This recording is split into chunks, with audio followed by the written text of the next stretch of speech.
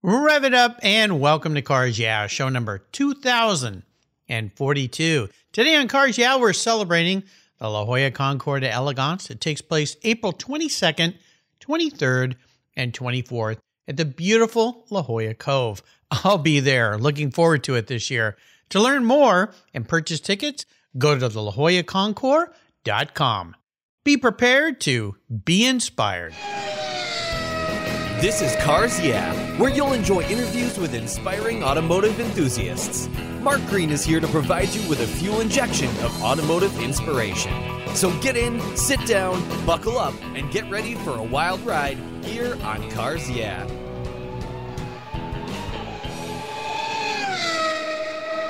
Hello, inspiring automotive enthusiasts, and welcome to Cars Yeah. Today I'm back in my hometown, beautiful La Jolla, California, with a very special guest by the name of Kellen Porter. Kellen, welcome to Cars Yeah. Do you have it in gear? And are you ready to release the clutch? Absolutely, Mark. Let's get this going. We'll have some fun. Now, before I give you a proper introduction, what's one little thing that maybe people don't know about you, Kellen? I think the one that typically stands out, because if you see me, I am very Irish looking by descent, but I went to high school in Saudi Arabia. Oh.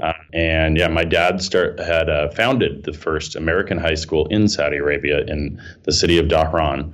And so I went there for all 4 years of high school before moving on to UCLA. Oh, no kidding. My father worked in Saudi Arabia for 4 years after he left the U.S., sold his architectural firm, and he went to work for Bechtel, that little company. And he had a job there designing beach homes for the Saudi family and princes. So imagine designing beach homes with unlimited budgets. Yeah. And Saudi's come a long way in terms of real estate, which is, of course, the field that I'm in. And we have a Sotheby's International Realty there now, I think as of 2018. So certainly getting a little more progressive. When I was there, it wasn't quite as progressive as I think it is now. Yeah. But still a really interesting and eye-opening experience. Yeah, he was there in the late 70s, actually early 80s, when he was working there, and very fascinating time in his life for sure. So, and he got to work on some pretty extraordinary homes there too. So, kind of fun stuff. Well, let's talk about your world. We're going to talk about your world of real estate and the La Jolla Concours. So let me give you a proper introduction. Kellen Porter is the Vice President and General Sales Manager in San Diego County at Pacific Sotheby's International Realty, who along with LPL Financial are the exclusive sponsors for the La Jolla Concours d'Elegance. Their office is located in the heart of beautiful La Jolla, California, within walking distance of the Concours that takes place down at the Cove. He and his team are a global luxury real estate company serving high net worth individuals who are attracted to automobiles and exclusive fine homes, hopefully with really big garages. Kellen is an avid automotive enthusiast who loves to help agents succeed at their highest levels. We'll be back in just a moment to learn more about his life and cool houses and cool cars, but first a word from our sponsors, so give them a little love, and we'll be right back.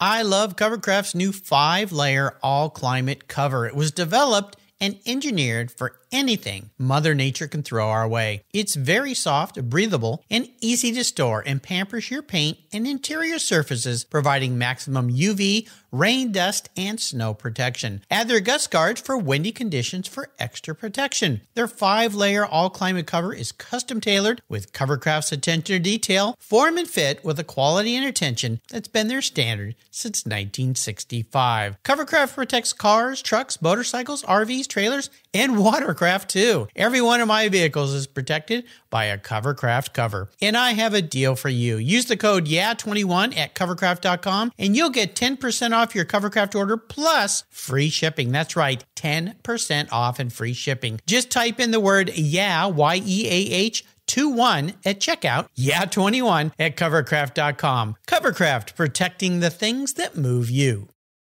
Most people don't think about their collector car insurance until their annual premium becomes due. Well, why wait and see if there are better options for your beloved rides? I didn't. Did you know if you change carriers before your policy runs out, your insurance company has to refund you the unearned portion of your policy premium? I did my homework, I shopped around, and I found American Collectors Insurance. And that's who protects my Porsche Turbo. That's right, the one I call my orange crush. They've been protecting collector vehicles since 1976. I encourage you to call my friends at American Collectors Insurance. Ask them about their agreed value policy. And if your collector vehicle is on your regular auto policy, you will be shocked at the savings, not to mention the assurance, should something bad happen to your ride, that you'll get what your vehicle is actually worth. Give them a call today for a quote at 866-ACI-YEAH. That's 866-224-9324. Tell them you're a friend of Mark Green at Cars Yeah! American Collectors Insurance. Classic car insurance designed by collectors for collectors. Automotive enthusiasts just like you and me. That's American Collectors Insurance. Give them a call today. So, Kellen, we are back. So I want to dive a little deeper in the corner. First, about your life in real estate. Now, Sotheby's is a name that is aligned for us car people with car sales, because they also do car auctions and so forth. I've had many people from that part of the business. But Pacific Sotheby's International Realty, you guys deal in some really, really cool homes. So let's talk about how you got into the business and what it is you guys do there to help people who have the means to buy really special homes can find the homes of their dreams. Absolutely. I feel you kind of gravitate towards an industry that is compelling to you. And going back to my time in the Middle East, I was actually in Dubai that I really started to fall in love with architecture, right? And thinking, and I thought, I spoke Arabic, read and write it, don't look the part, right? And so going to UCLA, continued to study it, and I had ambitions to end up selling commercial real estate in Dubai. Graduated into a wonderful economy in 2008, 9, and 10. Ouch. Yeah. Oh my gosh. Talk about indoctrination by fire. Oh my gosh. Oh yeah. And had the ambition to say, well, why don't I get into commercial real estate right now, which in Los Angeles. So kind of learning the ropes in maybe one of the toughest jungles out there in terms of real estate. But did really enjoy it. Still had the ambitious plan of ending up in the Middle East. And then as some of us fellas do, I chased a girl up to Aspen, Colorado instead. Oh, those girls. They can always do it to us, can't they? They can. Yeah. And I had to leave my Lexus SC400 back in California. It's something all-wheel drive. So that was a bummer. Yeah, but Aspen's not bad, dude. But Aspen's not bad. That's Aspen allowed me to fall more in love with Aston Martins, but moved up there and pivoted into the residential space, and everything in Aspen is luxury. I mean, in terms of a price point, I think the median home price was about $4.5 million. Oh. And, I went up there thinking, I'm this LA commercial real estate agent guy. I'm just going to go there and knock their socks off, and got up there and realized about 7 people own all the commercial real estate, and I was not one of them. Yeah. Yeah, it's a whole different world, too. Commercial real estate, tilt-up concrete buildings to high-end luxury homes in Aspen Mountains. Yeah, different world. Different world, and learned a lot. Got in with a great boutique there. A couple guys who'd been there for 40 some odd years selling real estate, and had joined forces just about 2 months before I joined up with them. Learned a ton, really, really loved it. Aspen's a town like no other. And one of the brands there that was, a significant player was Sotheby's International Realty, the Aspen Snowmass brand. And they've always been kind of circling my world for a very long time. And I was with my boutique and knew a lot of the individuals at Sotheby's International Realty. And, we flashed forward 6-7 years now. And I joined up with Pacific Sotheby's International Realty in San Diego. So how different was that going from Aspen to San Diego? Because you're also in a beautiful part of San Diego where I was fortunate enough to grow up, La Jolla. Of course, you got Rancho Santa Fe right up the road, all the beach communities that back when I was a kid, those were all the cheap homes north of La Jolla. Now they've become the expensive homes in addition to La Jolla. So what kind of transitions did you have to make in how you service clients when you went from Aspen to the beach? Well, and I grew up in California, so it was coming home. I grew up in Newport Beach and was very familiar with the coastline. And there was a little stop in between where I went to Aspen to Denver for another 3 years. And I was running a couple different Keller Williams offices and also had a sales team across the state of Colorado. And then my dad got sick he got sick in 2014, Alzheimer's. By 2018, I wanted to spend more time with him. And that's what facilitated my move back to California, which was great to be able to spend, his last couple of years a little bit closer to him. Yeah. He also, big car enthusiast. He turned me on to the Volvo P1800, which he had two of them. Oh, really? Wow. He cannibalized one and turned the other one into a cherried model, but it didn't quite happen for Dad. Still a great, super fun car that I loved. But getting back to, the question of the difference, there's a difference in terms of the type of home that you see, but at Pacific Sotheby's International Realty and really throughout my career, I believe in the concept that luxury is an experience, not a price point, right? And so delivering the highest level of client care and customer service to our clients is what really matters. So the license is a little different. It's more difficult to obtain in California. I'd already had it once before. But the game is the same, and the clientele. I've been fortunate to work with really diverse clientele in the upper echelon of the wealth spectrum, in pretty much everywhere that I've been. So, how long have you been at your current office? I joined there in February of 2021, so just over a year now. And I started out. I was in the metro region. Overseeing a handful of offices, and apparently they liked me a little bit, Mark. Promoted me in about 5 or 6 months to the vice president of the whole region. Wow. Congratulations. That's spectacular. Yeah, very fun. Now, I know that Pacific Sotheby's International Realty has been a key sponsor along with LPL Financial to the La Jolla Concours. And obviously, when you think about that, okay, it's a car show. Why is a real estate company getting involved in a car show? Well, obviously, people that are involved in collector cars, high-end cars, sports cars, all the different aspects have some income assets that they will also spend on a beautiful home. So what is the Concours for you guys? And I know you're going to be down there for the 3 days. I'm going to be there this year as well. What does the Concours mean for you guys as far as talking with potential customers, clients, and so forth? Oh, absolutely. I mean, the Concours is our event. The reality is the Concours d'Elegance is a global experience that drives people to La Jolla. And we are a global real estate company, specializing in luxury properties, certainly delivering on the luxury experience that we talked about earlier. But so many of our clients are high net worth individuals that are attracted to these type of cars, collector cars. We've got the auction house as well.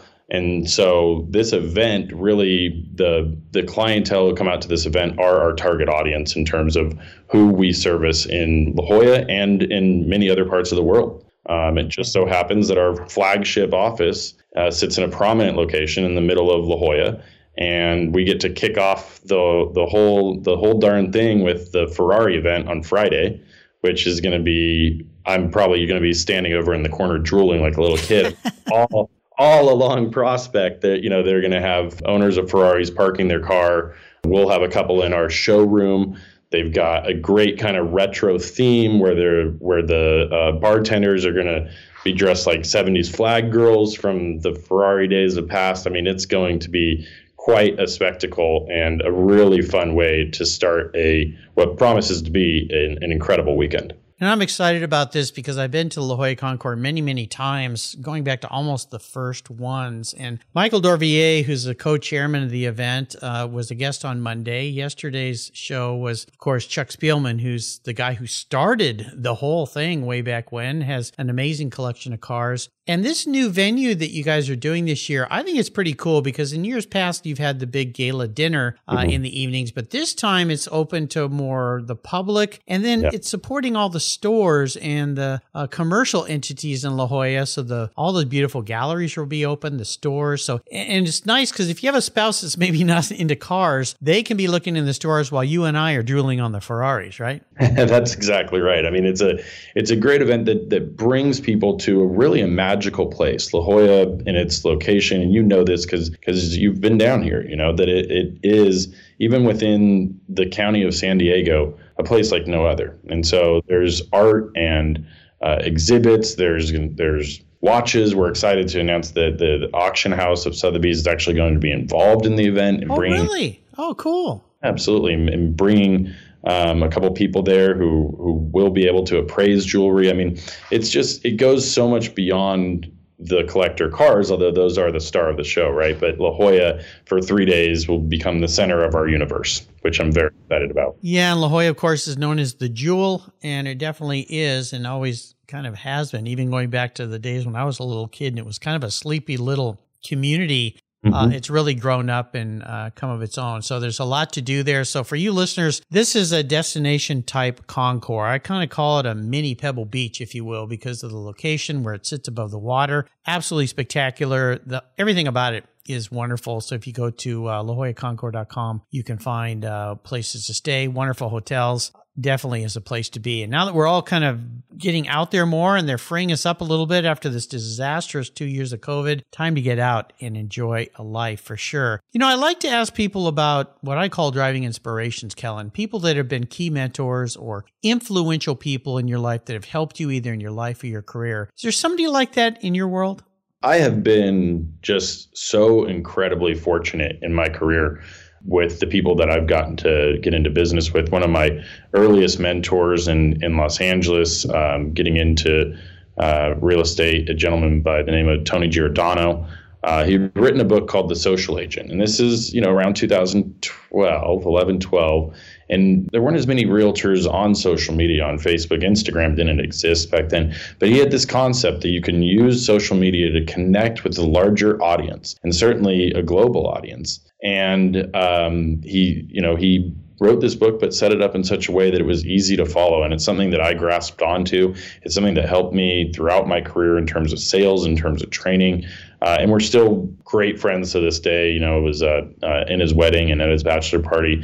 After that, I've gotten to work with, some of the top realtors in the entire nation, both at Keller Williams and at Sotheby's International Realty.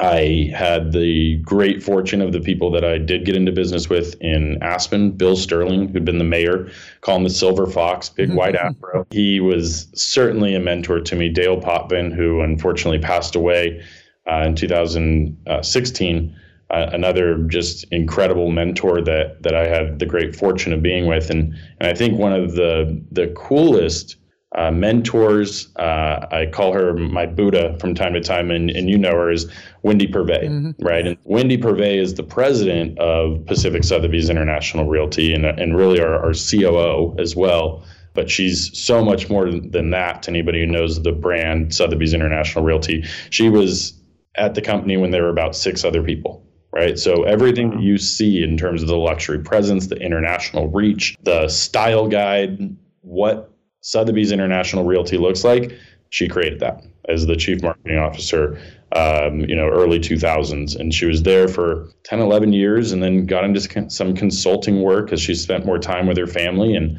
one of the consulting gigs was out here in San Diego. And our owner, locally born and raised in Point Loma, Brian Arrington, had the foresight to say, I don't need you just consulting. I need you to help me run this thing. Yeah.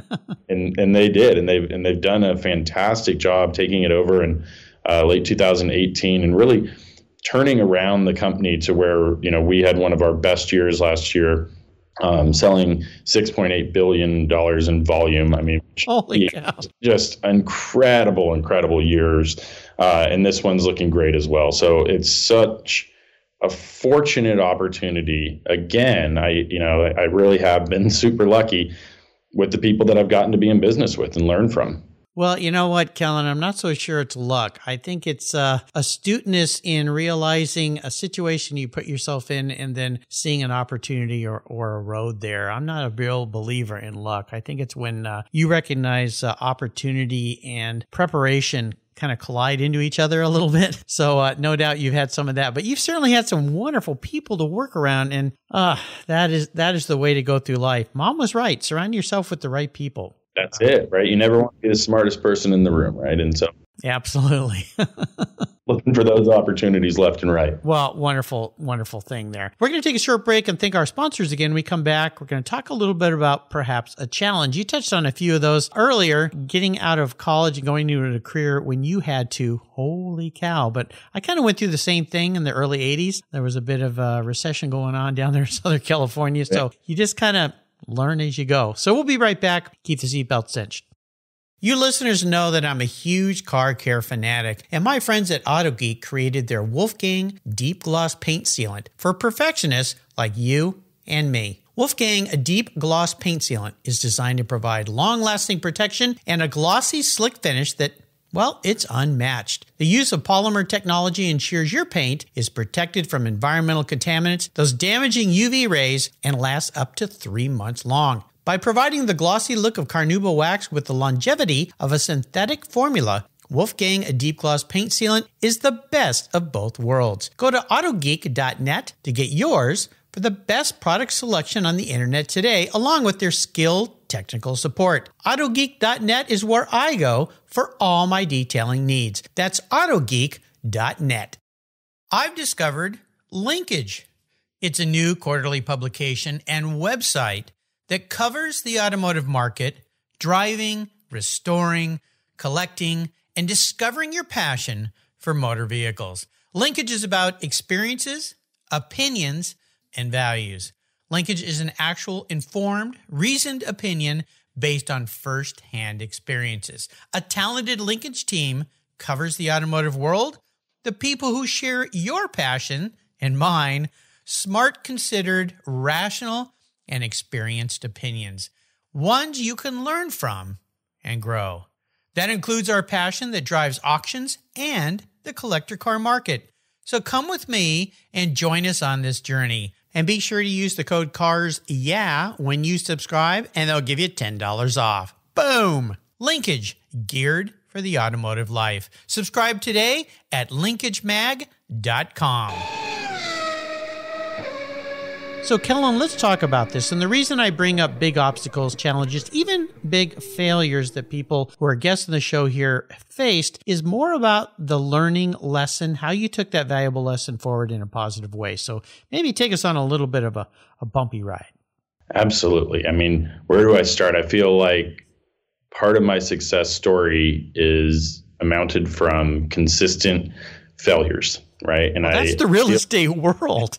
Yeah. I think you guys are the ones who put these cycles in place just so you teach yourself not to get too cocky when things get a little too good. That's right. And I really truly believe in failing forward. I think that I've made, a lot of mistakes in my career. Then one of the traits that I find most aligning myself with is this idea of resiliency. And my dad used to say that I was irrepressible, which was his word, and Nice. I loved it. It's Nice flattering. word. But I think that challenges are going to arise, whether it's me coming out of college at UCLA and in a very difficult economy and trying to navigate my way. I remember the first commercial company I interviewed with was like, "Wait, you want to get into this right now? Yeah, are you crazy, kid? Are you crazy? Like, do you know what you're doing?" And that was a role where my job was to take a 3-ring binder and this is old school paper and look through the clients and set appointments every single day. And I did that. Honestly for my first 18 days of working at the company. I set an appointment. And then at the same time, I was bartending, right? I was trying to get my footing. I was working multiple jobs. And I had to get to my bartending shift. And this is when I lived in LA, and the bar was 2 miles away from my commercial office. Yeah, which takes an hour in LA. Which takes an hour and a half, right? Yeah. So I went into the office kind of sheepishly and said, I wasn't able to set an appointment today. And the owner of the company just laughed. He said, "Kellen, nobody sets an appointment every day." Thanks for telling me, boss. Yeah, no kidding. So, and that pushed me into an element where, then it honestly gave me a little bit too much permission. And so I slowed up. I said, well, I don't need to set an appointment every single day. Oh, I see. I can do this. And eventually I got to the point where I thought, am I going to be a real estate professional, or am I going to be a bartender with a real estate license? Yeah. Like an actor in LA with a bar license. That's it. Yeah. I loved it. But, what I wanted to do was in real estate. And so there have been several times where I've had to shift and pivot where I've had really great years and then blown through the money. I think my why that powered me when I was young was fast cars and fast money. And I found them both. As I've gotten older, wiser, more aligned with what I want to do in the world, it's to create opportunities of abundance for people I'm in business with so they can create better lives for their families. And that's what motivates me today. And so failure will allow you to get there. Yeah, boy, it does. Yeah, teaches you that the old school of hard knocks is definitely part of it. When you think about a bucket list item for you and for Pacific Sotheby's International Realty. Looking ahead, what is the basic premise of your company and how you approach and look at defining and helping people find their dreams? Because that's really, you're like the seller of high-end cars. Nobody needs a high-end car, but they dream to have one. Now, some people might argue that, yeah, I need a beachfront home in La Jolla. Not really. You need a home that protects you, but you guys fulfill dreams. So what does that bucket list future goal look like for your company and what you do for people? Yeah, I thought about this question quite a bit and wondered, can I quantify it? Is there a number in terms of sales? 6.8 billion is great. The idea of 10 billion, that tickles around my head, and certainly that would be an exciting feat. And the reason it would be exciting is not because it's some arbitrary number, because at those levels of production, what you're looking at are real estate agents who've chosen to align themselves with our brand, who feel like we give them the support that they need to be successful. Mm-hmm. And based on our selective hiring process, where we don't take everybody who has a real estate license, we really choose the people that we want to be in business with.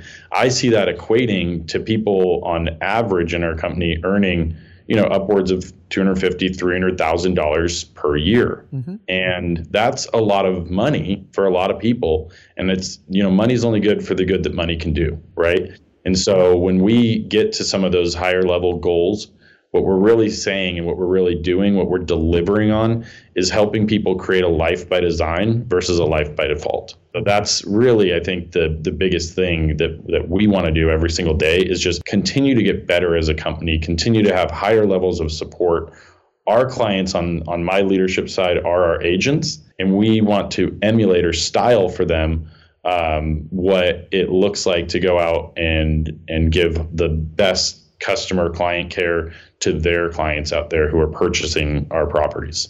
Well, and your clients expect way above average service and care for what they're doing, because they're spending some very, very hard-earned dollars to live in these homes and be able to afford these homes. So, and the term, just the word Sotheby's has a nuance about it because of the history of Sotheby's and auction houses and so forth. So I always found it interesting that Sotheby's has expanded and evolved. And of course, those of us in the car world know about the Sotheby's car auctions and the wonderful cars that you can find there. So very cool brand that you guys are building and have built there. I love it. Let's talk about your special vehicle story. I'd love for you to share maybe a special vehicle in your life and maybe a little story about that ride. I think maybe it's the nostalgia getting the better of me, but I've had a lot of fun cars. I go back to working on that 1971 P1800E, right, with my dad, and just a very cool car. Had the little turbo engine button, like it was a James Bond car or something like that. It's like the overdrive button, I think, is what it was on the dash. And from time to time, paint would come and go. We'd get that thing rolling. We were scrapyarding for pieces for it, getting a new grill here and there. But it was such a fun little 4-speed on the floor deal. It was just so cool. And I loved it. It ties back to my dad. It was a car that he loved and had for years and years. I am a little mad at him. Apparently, he had a 65 cherry red fastback Mustang that he left on an overpass in 1968. And I don't know how you do that. What? So we got bone to pick there, because that would have been a great car to be able to work on and have fun with. But no, I think that P1800, it was the first car that I loved. right? And I think it had to do with the person who was there. Well, it's such a special car, and I think back to when I was a kid, the TV show The Saint, and that's what he drove. But those cars are they were really bizarre when they came out. And bizarre, I mean in a good way, because Volvo is always this kind of big, clunky safety car, boxy thing, and all of a sudden they come out with this insane looking sports car, and you go, what? And I think it was Pele Pedersen who designed that car, and you don't see many around because sadly most of them all rusted away. I think they were rusting on before they even got here, from the ones that I've seen. So finding a good one that isn't gone. I used to work with a creative guy who had one, and they're cool. I like the station wagon version of those. Oh, yeah. That's the second one that Dad got. He got the station wagon version. Oh, really? Oh. The goal was for him to cannibalize that one and put it into the other one, or get some of the pieces off it and get this one. But instead, he just kept them both and kind of kept them in middle condition on each one of them. That station wagon version is very cool. Yeah, I think they're really fun. I have a BMW M3, and I've had it for a long time when my son was younger, and it's got what's called a sport button, which radically changes the performance of that car. And I remember sitting with my son, he goes, "Dad, can I push the sport button?" Push it, and the car would kind of bolt. So yeah, that button on, I'd forgotten about that button on those cars, because I had a friend in high school, his mom had one, and I used to wax it for her and take care of it. And I remember one time going, what is that thing? What is that button for? So overdrive. Yeah. It's also the only car that I've ever run out of gas with, because the gas gauge wasn't working, and I was about 3 miles from home in Paso Robles, and didn't quite make it. Yeah, we've all done that. No harm, no foul. So I'm going to be your car psychologist here a little bit, Kellen. I'm going to crawl into your head a little bit. If you woke up and you were manifest as a car, or reincarnated as a car, as my last guest used those words, I thought it was kind of cool. Reincarnated, great pun. Reincarnated. Yeah, I think I'm going to change the way I phrase this question for that one. What would you be, but more importantly, why? So this one, the answer that I want to give is that I'm an Aston Martin, right? Okay. V12 Vanquish, but I think that's what I want to be. Okay. Yeah, which is different than the question. Yeah. Which is different than the question. And so, I think it's a good question. It's got to be a reliable vehicle. Okay. Right? I want to be reliable, irrepressible, right? So I like that word. I have something to it.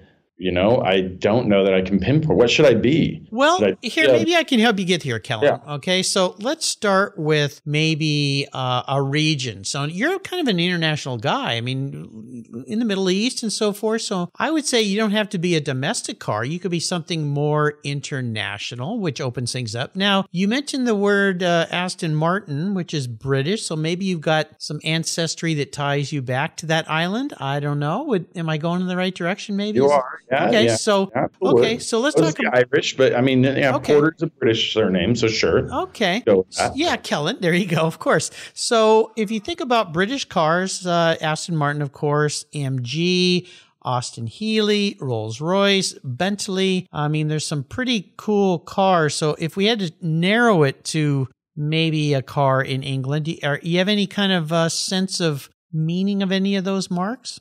That's a great point. I think that if I looked at it like that and we really went down that road and I said, what is a car that feels like me? There's the Triumph. There is the Triumph. If I was a motorcycle, I'd probably be the Triumph. Okay. I want to go a little more obscure. All right. And go with, can we be a Lotus? Of course you can. Yeah. Lotus is cool. Lotus Aura, GT, something like that. Okay. Yeah. I've seen them in orange when I had hair. Now I'm bald. When I had hair, I was a redhead. So okay. It feels like you got to have a car that can be red or orange. Yeah. I mean, you can go a Bentley Flying Spur, but I like Lotus. I want to be a Lotus. Let's do that. Okay, well, that kind of makes some sense. Yeah, well, I can usually get my guess there, so I think that's pretty cool. So, and everyone listening knows I love orange because I've got a '87 Porsche Turbo that's metallic orange that I call my Orange Crush. So, since I do have a little bit of a crush on that car, so I like it. Yeah, Lotus is cool. First brand of car I ever raced back when I was vintage racing was a Lotus. So it goes back to a good place in my heart. So let's talk about great reading, great books. Is there a great book you'd like to share with our listeners? There are several books that I think are awesome. for a multitude of reasons, but I feel like so many of the books that I could just jump off would be leadership quality. Mm-hmm. One of the best books that I read that I think gives you an understanding of how to run a company, run a life, and put it all together, but is not not your typical John Maxwell, this type of thing.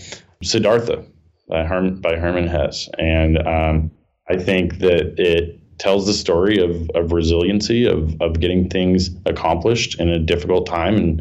And I think everybody should read it. No one's ever recommended that book, which is pretty cool. I love it when I get new books recommended here. I'm big on books, and that's kind of a classic, if you will. And I've even created a place on my website called Guest Recommended Books, where there's over 2,000 books listed there. Your book will be there as well as on your show notes page for people to go by. I read a horrific study the other day done by a British company, and it was about perceptions of people and things and so forth. And one of the things that they mentioned there was in the United States, they said about 70% of the people in the U.S. have not even read one book in the last year, which wow. I found horrifying and really bizarre. Our family, we tend to read books. My wife devours books, and my son's the same way. In fact, he's writing his first book right now. But that's a great one, Siddhartha by Hermann Hesse. I'll make sure I put that list there. Now, we're going to go on the ultimate drive. I've got an unlimited amount of money. I'm your dream client. You know the guy that comes to you and says, I have no budget. Find me the best? Yeah. I'm that guy today, okay? In fantasy. I wish I could come to you and say, find me the best home in La Jolla. That would be nice for sure. I'm going to buy you any car in the world. Doesn't matter what it is, but you're going to go on a drive. And you're going to get to go with anybody, living or someone who's passed, and you can be driving anywhere. So what does that ultimate drive look like for a guy like you? What a great question again. I think that the Coast Highway 1 up to Big Sur is one of my favorite drives that you can ever do. And you can see tropical waters that are just beautiful all over. That or Monaco. Right? The Mediterranean. It's on the true bucket list to get out there for Formula One. I haven't done that yet. I think I'm going to go to Austin for my birthday next year in October. COTA. Great track. Yeah. But I think, between Monaco or Big Sur, driving as much as I'll probably end up getting a Tesla Roadster Plaid whenever they come out and said I can go 0 to 60 in probably neck braking 1.8 by the time. I know, crazy, ludicrous mode. I drive a Tesla now, and I should say, it's a wonderful car. Yeah, they're fast. It's more of a computer on wheels, I think, than anything else. The tech is kind of unrivaled at this stage, and with gas prices where they are, it's a benefit right now. Definitely, especially in California, you poor guys are getting walloped. Holy cow! Yeah. But I think I've always wanted to own a Aston Martin Vanquish. And so I'm in an Aston Martin Vanquish. I'm driving, through Monaco. And rather than pick the obvious, my dad, another motivational influence, sports figure in my life was Kobe Bryant. Okay. Yeah. Considering that he passed tragically, it would just be, it was always a goal to listen to him. I think he had insights, and they weren't always as apparent because he was such a dominant basketball player. He could kind of come across more aggressively, less insightful, but I've read his book, and I feel like he has some incredible insights that I'd take with me today. So that would be an incredible drive for me. Oh, yeah. Horrific loss.